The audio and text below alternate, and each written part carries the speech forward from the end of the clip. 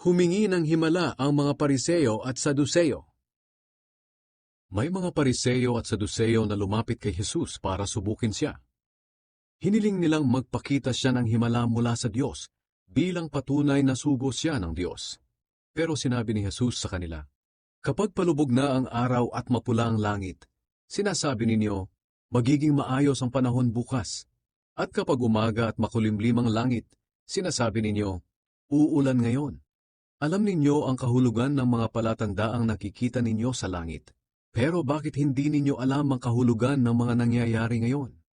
Kayong henerasyon ng masasama at hindi tapat sa Diyos. Humihingi kayo ng himala, pero walang ipapakita sa inyo, maliban sa himalang katulad ng nangyari kay Jonas."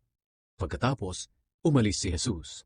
Sa muling pagkabuhay at sa kanyang pagkamatay, ito ang ipinapakitang kapangyarihan at himala ng ating makapangyarihang Diyos. Ipinapakita niya dito sa atin na dahil sa kanyang pagkamatay, maraming tao ang naligtas. Kaya kung isa ka sa mga taong hindi pa naniniwala at naghahanap ka pa ng himala na ipapakita ang Diyos sa atin, tumingin ka sa pagkamatay ng kanyang anak at muling pagkabuhay dahil yun ang pinakamalaking himala na ginawa ng Diyos at pag-ibig para sa buong mundo.